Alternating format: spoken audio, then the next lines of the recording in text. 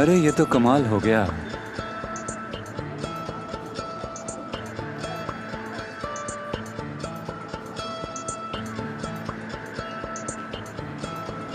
जमीन पर लेट जाओ। मैंने कुछ नहीं किया। नहीं नहीं, तुमने तो क्या कुछ भी कसूर नहीं है मेरा? किया। ये तो हम तुम्हें छोड़ सिर्फ दे मुझे। एंटरटेन करने के लिए कर रहे हैं। पकड़ो इसे, ले चलो।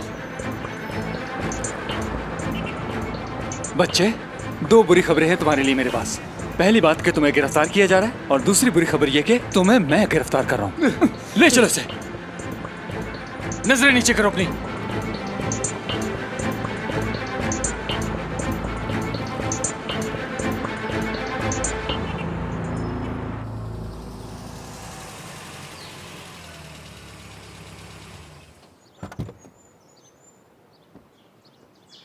खुश आमदीद मिस आसिल भाभी। खुश आमदीद। बहुत शुक्रिया। तुम्हें आराम करना चाहिए। तुम घर आते ही फिर शुरू हो गए। इतने सवाल मत क्या करो डॉक्टर। हो जाओ शुरू। क्या तुम ऐसे ही बोलती रहोगी? रुको, मैं जरा अंदर जा रही हूँ, ठीक है?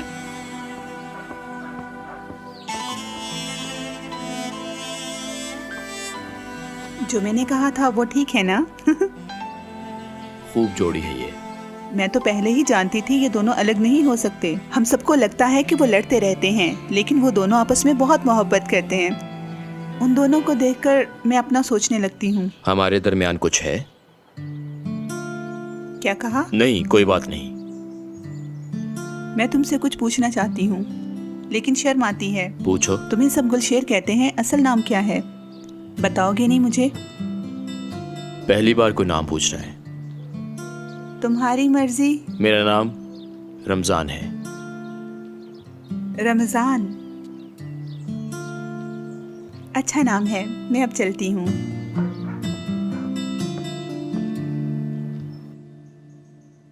डेज़ी, मैंने तुम्हें बहुत मिस किया। क्या तुमने मुझे मिस किया? कितनी कमजोर हो गई हो तुम, है ना? तुम रूम से बाहर मत आना। जब मेरा दिल करेगा मैं बाहर आऊंगी। मैंने तुम्हें कहा कि मत आना, क्योंकि हर बात की कोई वजह होती है, समझी तुम? तो अब मुझे फिर इस कमरे में बंद रहना पड़ेगा क्या? सो जाओ तुम, तबीयत ठीक नहीं। सो जाऊंगी। वैसे तुम बीमार कर देते हो। मेरी वजह से तुम नहीं, बाकी लोग बीमार हैं।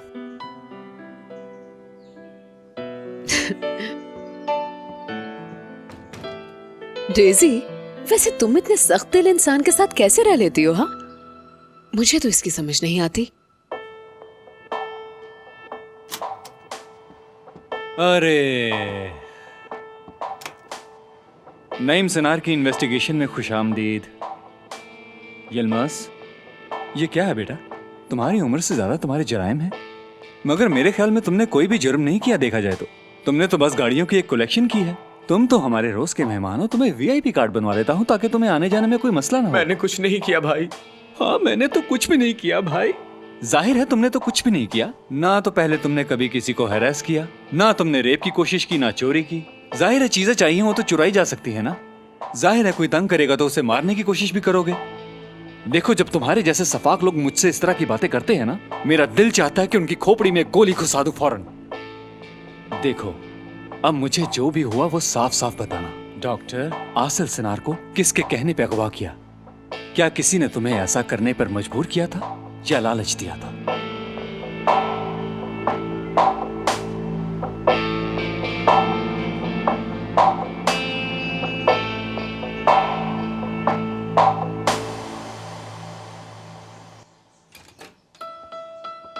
तुम्हें मैंने क्या कहा था? हाँ, कि ये बात फरहत को ना बताना, वरना उसकी जिंदगी तबाह हो जाएगी। अगर मैंने ये बात फरहत को बता ही दी है तो आप इतनी परेशान क्यों हो रही हैं आंटी? हाँ, मैं परेशान हूँ।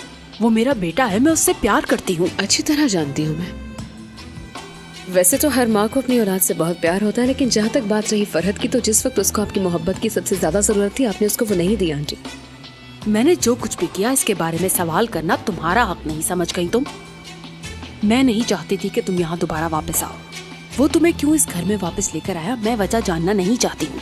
मैं बस इतना जानती हूँ कि तुमने बाप और बेटे को एक दूसरे का दुश्मन बना दिया है। तुम्हारे लिए बेहतर यही होगा कि तुम अपने पैदा बस किए गए। कीजिए आंटी, बहुत बोल लिया आपने। मेरी बात सुने, मैं ऐसा कुछ भी नहीं कहना चाहती जिससे आपका दिल दुखे, और आपकी मेहरबानी होगी मेरे किसी भी मामले में दखल अंदाजी मत करें। एक और बात, फरहत मुझे छोड़े या रखे, इसकी भी आपको परेशानी नहीं होनी चाहिए, याद रखिएगा। शुक्रिया।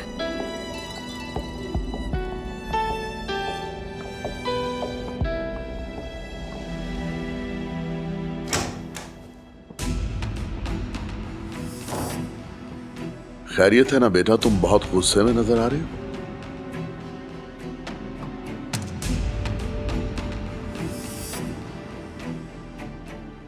लोगों को मुझसे काफी प्रॉब्लम्स हैं। मैंने आपसे कहा था ना कि आप डॉक्टर को कुछ नहीं कहेंगे। क्या आसिल के साथ कुछ हुआ है? तुमने तो कहा था कि तुम दोनों अलग हो गए।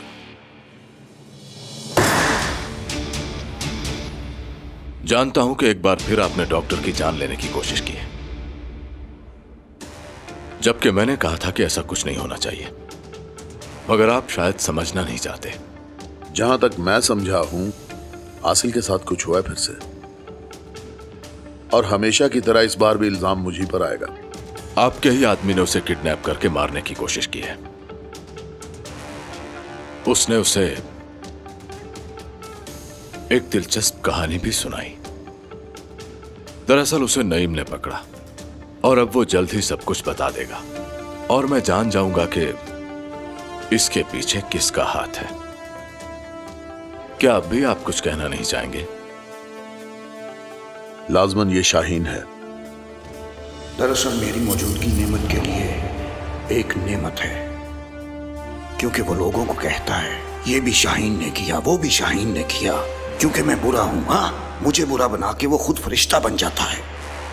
शाहीन सैकल हूं मैं। मुझे नहीं लगता। लेकिन तुम्ही ने तो कहा था कि इस केस में कुछ आदमी बचे हैं उसके, वो जिन्होंने गाड़ी और हथियार तुम्हारे दरवाजे पर छोड़े। ये कहानियां मुझे मत सुनाइए। आप जानते हैं कि मैं इन पर यकीन नहीं रखता। उस आदमी ने आसिल को बताया कि आसिल की वजह से उसने अपने बाप को खो दिया, और अब वो उससे अपने बाप का बदला लेना चाहता है। लेकिन मैं जानता हूं कि ये सब झूठ है। अजीब बात है। एक बार फिर मैं मुजरिम हूं। पता नहीं तुम कैसे इन सारे मामलात की कड़ियां जोड़ लेते हो। कोई भी किसी को मारने के लिए 3 या 4 साल तक इंतजार नहीं करता, बल्कि मौके पर ही मार देता है। इससे जाहिर होता है कि किसी और ने उसे उकसाया है। मैंने तुम्हें पहले भी खबरदार किया था कि शाहीन बहुत कुछ कर सकता है। मैं आपसे शाहीन के हवाले से कोई बात नहीं करना चाहता। आपको समझ क्यों नहीं आती? और वैसे भी अगर शाहीन के आदमी यहां आते हैं तो मैं उन सबको एक एक करके मार डालूंगा। ये मेरा आपसे वादा है, आपको डरने की जरूरत नहीं। हमारे बीच एक डील हुई थी, याद है ना आपको, कि आप डॉक्टर और मेरे भाई बहन को कुछ भी नहीं कहेंगे।